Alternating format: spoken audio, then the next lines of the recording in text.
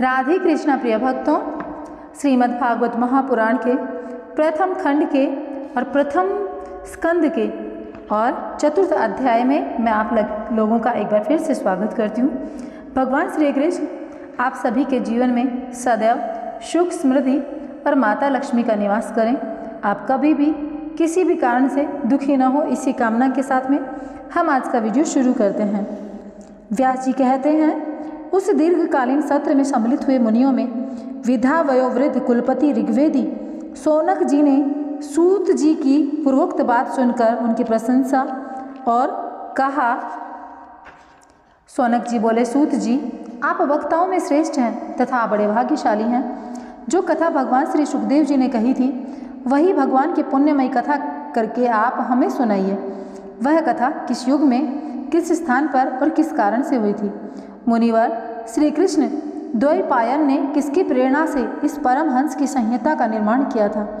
उनके पुत्र सुखदेव बड़े योगी, समदर्शी, भेदभाव रहित, संसार निद्रा से जगे एवं निरंतर एकमात्र परमात्मा में स्थिर रहते हैं। वे छिपे रहने के कारण मूढ़ से प्रतीत होते हैं। व्यास जी जब संन्यास के लिए वन की ओर जाते हुए अपने पुत्र का पीछा कर रहे थे, उस समय जल में स्नान करने वाली स्त्रियां नंगे सुखदेव को देखकर तो वस्त्र धारण नहीं किया था, परंतु वस्त्र पहने हुए व्यास जी को देखकर लज्जा से कपड़े पहन लिए थे। इस आश्चर्य को देखकर जब व्यास जी ने उन्हें स्त्रियों से इसका कारण पूछा, तब उन्होंने उत्तर दिया, आपकी दृष्टि में तो अभी स्त्री पुरुष का भेद बना हुआ है, परंतु आपके पुत्र की शुद्ध दृष्टि में यह भेद नहीं है। कुरु जांगल देश में पहुंचकर हस्तिनापुर में वे पागल, गूंगे तथा जड़ के समान विचरते होंगे। नगरवासियों ने उन्हें कैसे पहचाना? पांडव नंदन राजऋषि परीक्षित का इन मौनी सुखदेव जी के साथ संवाद कैसे हुआ, जिसमें वह भागवत संहिता कही गई। महाभाग श्री सुखदेव जी तो गृहस्थों के घरों को तीर्थ स्वरूप बना देने के लिए उतनी ही देर उनके दरवाजे पर रहते हैं जितनी देर में एक गाय दुही जाती है। सूत जी, हमने सुना है कि अभिनव नंदन परीक्षित भगवान के बड़े प्रेमी थे। उनके अत्यंत आश्चर्यमय जन्म और कर्मों का भी वर्णन कीजिए। वे तो पांडव वंश के गौरव बढ़ाने वाले सम्राट थे। वे भला किस कारण से साम्राज्य लक्ष्मी का परित्याग करके गंगा तट पर मृत्यु पर्यंत अनशन का व्रत लेकर बैठे थे? शत्रुगण अपने भले के लिए बहुत सा धन लाकर उनके चरण रखने की चौकी को नमस्कार करते थे। वे एक वीर युवक थे। उन्होंने उस दुस्त्यज लक्ष्मी को अपने प्राणों के साथ भला क्यों त्याग देने की इच्छा की? जिन लोगों का जीवन भगवान के आश्रित है, वे तो संसार के परम कल्याण, अभ्युदय और समृद्धि के लिए ही जीवन धारण करते हैं। उसमें उनका अपना कोई स्वार्थ नहीं होता। उनका शरीर तो दूसरों के हित के लिए था। उन्होंने विरक्त होकर उसका परित्याग क्यों किया? वेदवाणी को छोड़कर अन्य समस्त शास्त्रों का आप पारदर्शी विद्वान हैं सूत जी, इसलिए इस समय जो कुछ हमने आपसे पूछा वह सब कृपा करके हमें कहिए। सूत जी ने कहा, इस वर्तमान चतुर्युगी के तीसरे युग द्वापर में महर्षि पराशर के द्वारा वसु कन्या सत्यवती के गर्भ से भगवान के कल अवतार योगी राज व्यास जी का जन्म हुआ। एक दिन वे सूर्योदय के समय सरस्वती के पवित्र जल में स्नान आदि करके एकांत पवित्र स्थान पर बैठे थे। महर्षि भूत और भविष्य को जानते थे। उनकी दृष्टि अचूक थी। उन्होंने देखा कि जिसको लोग जान नहीं पाते, ऐसे समय के फेर से प्रत्येक युग में धर्म संकरता और उसके प्रभाव से भौतिक वस्तुओं की भी शक्ति का ह्रास होता रहता है। संसार के लोग श्रद्धाहीन और शक्तिहीन हो जाते हैं। उनकी बुद्धि कर्तव्य का ठीक ठीक निर्णय नहीं कर पाती और आयु भी कम हो जाती है। लोगों की इस भाग्यहीनता को देखकर उन मुनीश्वर ने अपनी दिव्य दृष्टि से समस्त वर्णों और आश्रमों का हित कैसे हो, इस पर विचार किया। उन्होंने सोचा कि वेदोक्त चातुर्होत्र कर्म लोगों का हृदय शुद्ध करने वाला है। इस दृष्टि से यज्ञों का विस्तार करने के लिए उन्होंने एक ही वेद के 4 विभाग कर दिए। व्यास जी के द्वारा ऋक्, यजु, साम और अथर्व इन 4 वेदों का उद्धार हुआ। इतिहास और पुराणों को 5वां वेद कहा जाता है। तो प्रिय भक्तों, आपको बता दें, उनमें से ऋग्वेद के पैल, सामगान के विद्वान, जैमिनी एवं यजुर्वेद के एकमात्र स्नातक व संपन्न हुए अथर्ववेद में प्रवीण हुए दारुण नंदन सुमंतु मुनि, इतिहास और पुराणों के स्नातक मेरे पिता रोमहर्षण थे। इन पूर्वोक्त ऋषियों ने अपनी अपनी शाखा को और अनेक भागों में विभक्त कर दिया। इस प्रकार शिष्य, प्रशिष्य और उनके शिष्यों द्वारा वेदों की बहुत सारी शाखाएं बन गई। कम समझने वाले पुरुषों पर कृपा करके भगवान वेद व्यास जी ने इसलिए ऐसा विभाग कर दिया कि जिन लोगों को स्मरण शक्ति नहीं है या कम है, वे भी वेदों को धारण कर सकें। स्त्री, शूद्र और पतित द्विजाति तीनों ही वेद श्रवण के अधिकारी नहीं हैं, इसलिए वे कल्याणकारी शास्त्रोक्त कर्मों के आचरण में भूल कर बैठते हैं। अब इसके द्वारा उनका भी कल्याण हो जाए, यह सोचकर महामुनि व्यास जी ने बड़ी कृपा करके महाभारत इतिहास की रचना की। शौनकादि ऋषियों, यद्यपि व्यास जी इस प्रकार अपनी पूरी शक्ति से सदा सर्वदा प्राणियों के कल्याण में ही लगे रहे, तथापि उनके हृदय को संतोष नहीं हुआ। उनका मन कुछ खिन्सा हो गया। सरस्वती नदी के पवित्र तट पर एकांत में बैठकर धर्मवेता व्यास जी मन ही मन विचार करते हुए इस प्रकार कहने लगे। मैंने निष्कपट भाव से ब्रह्मचर्य आदि व्रतों का पालन करते हुए वेद, गुरुजन और अग्नियों का सम्मान किया है और उनकी आज्ञा का पालन किया है। महाभारत की रचना के बहाने मैंने वेद के अर्थ को खोल दिया है, जिससे स्त्री, शूद्र आदि भी अपने अपने धर्म कर्म का ज्ञान प्राप्त कर लेते हैं। यद्यपि मैं ब्रह्म तेज से संपन्न एवं असमर्थ हूँ, तथापि मेरा हृदय कुछ अपूर्ण काम सा जान पड़ता है। अवश्य ही अब तक मैंने भगवान को प्राप्त करने वाले धर्मों का प्रायः निरूपण नहीं किया है। वे ही धर्म परमहंसों को प्रिय है, वे ही भगवान को भी प्रिय हैं। हो न हो मेरी अपूर्णता का कारण यही है। श्री कृष्ण द्वैपायन व्यास जी द्वारा इस प्रकार अपने को अपूर्ण सा मानकर जब खिन्न हो रहे थे, उसी समय पूर्वोक्त आश्रम पर देवर्षि नारद जी आ पहुँचे और उन्होंने देवताओं के द्वारा सम्मानित देवर्षि नारद की पूरी विधि पूर्वक पूजा की। इति श्रीमद्भागवत महापुराणे पारमहंस्यां संहितायां प्रथम स्कंदे नैमिषोपखाने चतुर्थ अध्याय। तो प्रिय भक्तों, अभी हमने चतुर्थ अध्याय पढ़ा और आपने सुना। अब पंचम अध्याय भी हम आज ही पढ़ेंगे और आज ही सुनेंगे। तो आप लोगों को मैं बताना चाहूँगी, इस अध्याय में भगवान की यश कीर्तन की महिमा और देवर्षि नारद जी का पूर्व चरित्र है। सूत जी कहते हैं, तदंतर सुखपूर्वक बैठे हुए वीणा पाणी परम यशस्वी देवर्षि नारद ने मुस्कुराकर अपने पास ही बैठे महर्षि व्यास जी से कहा। नारद जी ने प्रश्न किया, महाभाग व्यास जी, आपके शरीर एवं मन दोनों ही कर्म एवं चिंतन से संतुष्ट है ना? अवश्य ही आपकी जिज्ञासा तो भली भांति पूर्ण हो गई है, क्योंकि आपने जो यह महाभारत की रचना की है वह बड़ी ही अद्भुत है। वह धर्म आदि सभी पुरुषार्थों से परिपूर्ण है। सनातन ब्रह्म तत्व को भी आपने खूब विचारा है और जान भी लिया है। फिर भी प्रभु, आप अकृतार्थ पुरुष के समान अपने विषय में शोक क्यों कर रहे हैं? आपने मेरे विषय में जो कुछ कहा है वह सब ठीक नहीं है। वैसा होने पर भी मेरा हृदय संतुष्ट नहीं है। पता नहीं इसका कारण क्या है। आपका ज्ञान अगाध है। आप साक्षात ब्रह्मा जी के मानस पुत्र हैं, इसलिए मैं आपसे इसका कारण पूछता हूँ। नारद जी, आप समस्त गोपनीय रहस्यों को जानते हैं, क्योंकि आपने उन पुराण पुरुष की उपासना की है जो प्रकृति पुरुष दोनों के स्वामी हैं और असंग रहते हुए भी अपने संकल्प मात्र से गुणों के द्वारा संसार की सृष्टि, स्थिति और प्रलय करते रहते हैं। आप सूर्य की भांति तीनों लोकों में भ्रमण करते रहते हैं और योग बल से प्राणवायु के समान सबके भीतर रहकर अंतःकरणों के साक्षी भी हैं। योग अनुष्ठान और नियमों के द्वारा पर ब्रह्म और शब्द ब्रह्म दोनों की पूर्ण प्राप्ति कर लेने पर भी मुझ में जो बड़ी कमी है उसे आप कृपा करके बताइए। नारद जी ने कहा, व्यास जी, आपने भगवान के निर्मल यश गान का प्राय नहीं किया। मेरी ऐसी मान्यता है जिससे भगवान संतुष्ट नहीं होते, वह शास्त्रीय ज्ञान अधूरा है। अपने धर्म आदि पुरुषार्थों का जैसा निरूपण किया गया है, भगवान श्री कृष्ण की महिमा का वैसा निरूपण नहीं मिलता। जिस वाणी से, चाहे वह रस भाव अलंकार आदि से युक्त ही क्यों न हो, जगत को पवित्र करने वाले भगवान श्री कृष्ण के यश का कभी गान नहीं होता। वह तो कौओं के लिए उच्छिष्ट फेंकने के समान है। अपवित्र है। मानसरोवर के कमनीय कमल वन में विहरने वाले हंसों की भांति ब्रह्मधाम में विहार करने वाले भगवान उच्चारण विंद आश्रित परमहंस भक्त कभी उसमें रमण नहीं करते। इसके विपरीत जिसमें सुंदर रचना भी नहीं और जो दूषित शब्दों से युक्त भी है, परंतु जिसका प्रत्येक श्लोक भगवान के सुयश सूचक नामों से युक्त है, वह वाणी लोगों के सारे पापों का नाश कर देती है। क्योंकि सत्पुरुष ऐसी वाणी का श्रवण गान और कीर्तन किया करते हैं। वह निर्मल ज्ञान भी है जो मोक्ष की प्राप्ति का साक्षात साधन है। यदि भगवान की भक्ति से रहित हो तो उसकी उतनी ही शोभा नहीं होती। फिर जो साधन और सिद्ध दोनों ही दशाओं में सदा ही अमंगल रूप है, वह काम्य कर्म है। और जो भगवान को अर्पण नहीं किया गया, ऐसा अहैतुक अर्थात निष्काम कर्म भी कैसे सुशोभित हो सकता है।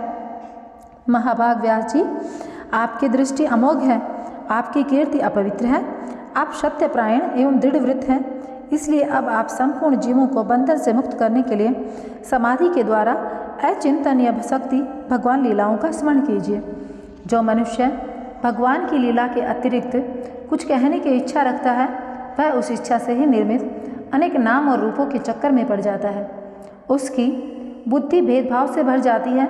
जैसे हवा के झंकोरों से डगमगाती हुई डोंगी को कहीं भी ठहरने का ठोर नहीं मिलता, वैसे ही उसकी चंचल बुद्धि कहीं भी स्थिर नहीं हो पाती। संसारी लोग स्वभाव से ही विषयों में फंसे हुए हैं। धर्म के नाम पर आपने उन्हें निंदित सकाम कर्म करने की भी आज्ञा दे दी है। यह बहुत ही उल्टी बात हुई, क्योंकि मूर्ख लोग आपके वचनों से पूर्वोक्त निंदित कर्मों को ही धर्म मानकर यही मुख्य कर्म है ऐसा निश्चय करके उसका निषेध करने वाले वचनों को ठीक नहीं मानते हैं। भगवान अनंत है। कोई विचारवान ज्ञानी पुरुष ही संसार की ओर से निवृत्त होकर उनके स्वरूप परमानंद का अनुभव कर सकता है। अतः जो लोग पारमार्थिक बुद्धि से रहित हैं और गुणों के द्वारा नचाए जा रहे हैं, उनके कल्याण के लिए ही आप भगवान की लीलाओं का सर्वसाधारण के हित की दृष्टि के लिए वर्णन कीजिए। जो मनुष्य अपने धर्म का परित्याग करके भगवान के चरण कमलों का भजन सेवन कर रहा है, भजन पर परिपक्व हो जाने पर तो बात ही क्या, यदि इससे पूर्व ही उसका भजन छूट जाए तो क्या कहीं भी उसका कोई अमंगल हो सकता है। परंतु जो भगवान का भजन नहीं करते और केवल स्वधर्म का पालन करते हैं, उन्हें कौन सा लाभ मिलता है। बुद्धिमान मनुष्य को चाहिए कि वह उसी वस्तु की प्राप्ति के लिए प्रयत्न करे जो तिनके से लेकर ब्रह्म पर्यंत समस्त ऊंची नीची योनियों में कर्मों के फल स्वरूप आने जाने पर भी स्वयं प्राप्त नहीं होती। संसार के विषय सुख तो जैसे बिना चेष्टा के दुख मिलते हैं, वैसे ही कर्म के फल रूप में अचिंत्य गति समय के फेर से सबको सर्वत्र स्वभाव से ही मिल जाते हैं। व्यास जी, जो भगवान श्री कृष्ण के चरण अरविंद का सेवक है, वह भजन न करने वाले कर्मी मनुष्यों के समान दैवात कभी बुरा भाव हो जाने पर भी जन्म मृत्यु में संसार में नहीं आता। वह भगवान के चरण कमलों के आलिंगन का स्मरण करके फिर उसे छोड़ना नहीं चाहता। उसे रस का चस्का जो लग चुका होता है, जिनसे जगत की उत्पत्ति स्थिति और प्रलय होते हैं, वे भगवान ही इस विश्व के रूप में हैं।